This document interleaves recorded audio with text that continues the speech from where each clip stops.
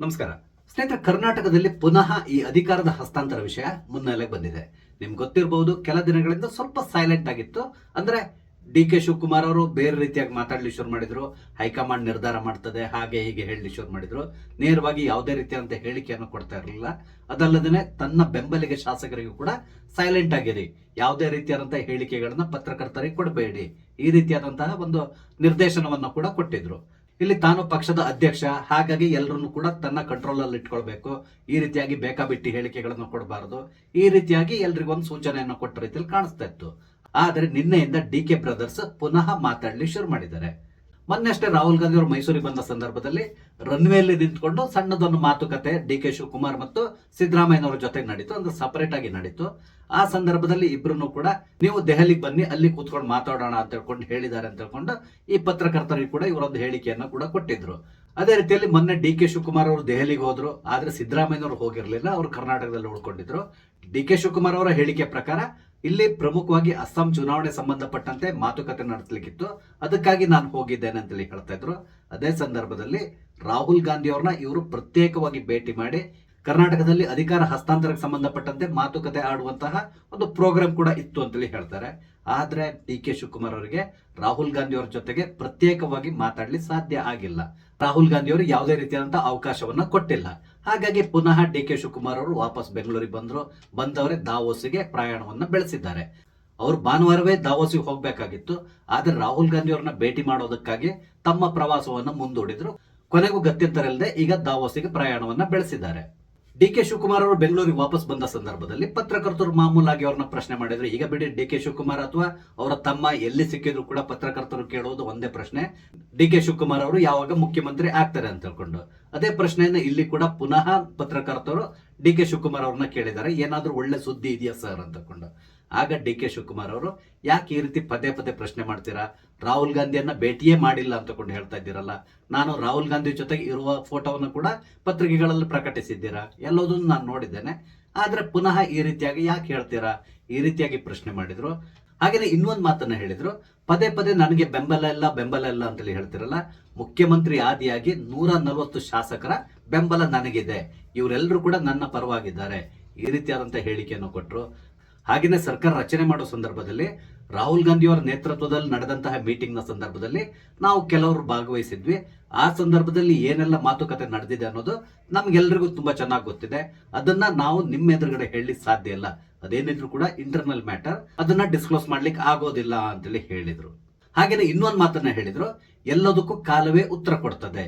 ಈ ರೀತಿಯಾಗಿ ಹೇಳೋ ಮುಖಾಂತರ ಮುಂದಿನ ದಿನಗಳಲ್ಲಿ ಏನಾದ್ರೂ ಬದಲಾವಣೆ ಆಗಬಹುದು, ಅದಕ್ಕೆ ಇನ್ನು ಬಹಳಷ್ಟು ಸಮಯ ಇದೆ, ನನಗೆ ಚಾನ್ಸ್ ಸಿಗಬಹುದು, ಈ ರೀತಿಯಾಗಿ ಅಡ್ಡಗೋಡೆ ಮೇಲೆ ದೀಪವನ್ನ ಇಟ್ಟು ದಾವೋಸ್ಗೆ ತೆರಳಿದ್ರು. ಇದಿಷ್ಟು ಡಿ ಕೆ ಶಿವಕುಮಾರ್ ಅವರ ಹೇಳಿಕೆ. ಆದ್ರೆ ಡಿ ಕೆ ಸುರೇಶ್ ಅವರು ನಿನ್ನೆ ಅತ್ಯಂತ ಖಡಕ್ ಆಗಿ ಮಾತಾಡಿದ್ದಾರೆ.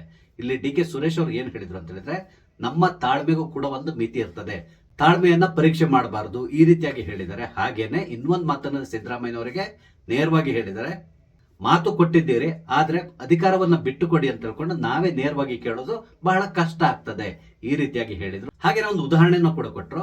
ಯಾರಾದ್ರೂ ಪಂಚಾಯತ್ ಅಧ್ಯಕ್ಷ ಆಗಿದ್ರೆ ಆತನಿಗೆ ಅಧಿಕಾರವನ್ನ ಬಿಟ್ಟುಕೊಡು ಅಂತೇಳಿ ಕೇಳಿದ್ರೆ ಸುತಾರಾಮ್ ಆತ ಒಪ್ಪಿಗೆಯನ್ನು ಕೊಡೋದಿಲ್ಲ, ಅಂದ್ರೆ ಆತ ತನ್ನ ಸ್ಥಾನದಿಂದ ಕೆಳಗಡೆ ಇಳಿಲಿಕ್ಕೆ ಒಪ್ಪೋದಿಲ್ಲ, ಈ ರೀತಿಯಾಗಿ ಹೇಳಿದ್ರು. ಇಲ್ಲಿ ಡಿ ಕೆ ಸುರೇಶ್ ಅವರು, ಈ ಪಂಚಾಯತ್ ಅಧ್ಯಕ್ಷನಿಗೆ ಎಷ್ಟು ಅಧಿಕಾರದ ಆಸೆ ಇರ್ತದೋ ಅದೇ ರೀತಿಯಾದಂತಹ ಅಧಿಕಾರದ ಆಸೆ ಮುಖ್ಯಮಂತ್ರಿ ಆಗಿರುವಂತಹ ಸಿದ್ದರಾಮಯ್ಯನವರು ಕೂಡ ಇರ್ತದೆ.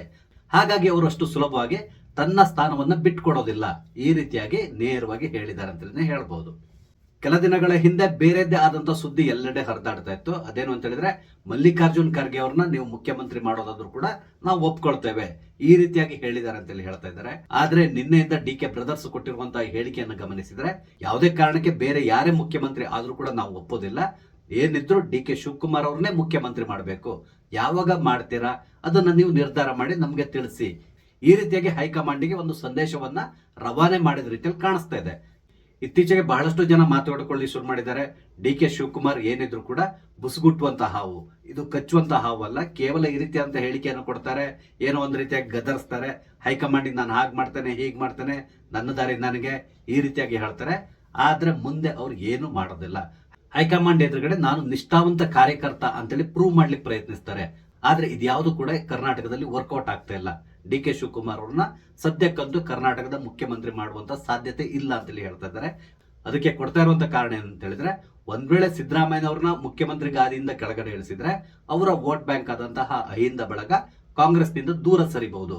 ಹಾಗಾಗಿ ಸದ್ಯಕ್ಕೆ ಕಾಂಗ್ರೆಸ್ ಯಾವುದೇ ರೀತಿಯಾದಂತಹ ರಿಸ್ಕ್ ನ ಕರ್ನಾಟಕದಲ್ಲಿ ತಗೊಳ್ಳಿಕ್ಕೆ ತಯಾರಿಲ್ಲ ಅಂತೇಳಿ ಹೇಳ್ತಾ ಇದ್ದಾರೆ.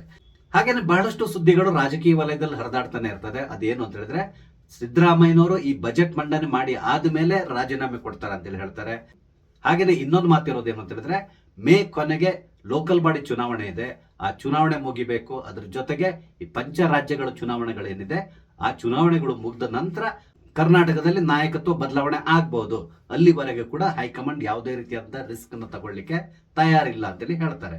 ಇದೆಲ್ಲದರ ನಡುವೆ ನಿನ್ನೆ ಡಿ ಕೆ ಸುರೇಶ್ ಕೊಟ್ಟಿರುವಂತಹ ಹೇಳಿಕೆಯನ್ನು ಗಮನಿಸಿದ್ರೆ, ಡಿ ಕೆ ಬ್ರದರ್ಸ್ ಯಾವುದೇ ಕಾರಣಕ್ಕೆ ಇವ್ರು ಹೇಳ್ತಾ ಇರುವಂತಹ ಚುನಾವಣೆಗಳು ಮುಗಿದ ನಂತರ ಅಥವಾ ಬಜೆಟ್ ಮಂಡಿಸಿದ ನಂತರ ಈ ರೀತಿಯಾದಂತಹ ಗಡುವುಗಳಿಗೆ ಕಾಯ್ಲಿಕ್ಕೆ ತಯಾರಿಲ್ಲ ಅನ್ನೋದನ್ನ ಈ ರೀತಿಯಾಗಿ ತಿಳಿಸ್ತಾ ಇರೋ ರೀತಿಯಲ್ಲಿ ಕಾಣಿಸ್ತಾ ಇದೆ. ಯಾವುದಕ್ಕೂ ನಾವು ಕಾದ್ ನೋಡ್ಬೇಕಾಗಿದೆ. ಕಾರಣ ಏನು ಅಂತ ಹೇಳಿದ್ರೆ, ಡಿ ಕೆ ಶಿವಕುಮಾರ್ ಏನಾದ್ರೂ ಖಡಕ್ ಆದಂತಹ ನಿರ್ಧಾರವನ್ನು ತಗೊಂಡ್ರೆ ಹೈಕಮಾಂಡ್ ಆಗ ಇವರ ಎದುರುಗಡೆ ತಲೆ ಬಾಗುವಂತ ಸಾಧ್ಯತೆ ಇರ್ತದೆ. ಆದ್ರೆ ಡಿ ಕೆ ಶಿವಕುಮಾರ್ ಅವರು ಆ ರೀತಿ ವರ್ತಿಸ್ತಾ ಇಲ್ಲ, ತುಂಬಾ ಸ್ಮೂತ್ ಆಗಿ ಹೋಗ್ತಾ ಇರೋ ರೀತಿಯಲ್ಲಿ ಕಾಣಿಸ್ತದೆ. ಮಧ್ಯೆ ಏನೋ ಒಂದು ಹೇಳಿಕೆಯನ್ನು ಕೊಡ್ತಾರೆ, ಆ ನಂತರ ಪುನಃ ಹೇಳ್ತಾರೆ ಹೈಕಮಾಂಡ್ ಏನ್ ನಿರ್ಧಾರ ತಗೊಳ್ತದೋ ಅದಕ್ಕೆ ನಾನು ಬದ್ಧನಾಗಿರ್ತೇನೆ ಅಂತೇಳಿ ಹೇಳ್ತಾರೆ. ಸ್ನೇಹಿತರೆ, ನಿಮ್ಗೆ ಅನಿಸ್ತದೆ ಕರ್ನಾಟಕದಲ್ಲಿ ಏನಾದ್ರೂ ಬದಲಾವಣೆ ಆಗ್ಬಹುದಾ ಅಥವಾ ಸಿದ್ದರಾಮಯ್ಯನವರೇ ಮುಖ್ಯಮಂತ್ರಿ ಆಗಿ ಉಳಿದಂತ ಅವಧಿಗೆ ಮುಂದುವರಿತಾರ? ನಿಮ್ಮ ಅನಿಸಿಕೆಗಳನ್ನ ದಯವಿಟ್ಟು ಕಮೆಂಟ್ ಮುಖಾಂತರ ತಿಳಿಸಿ.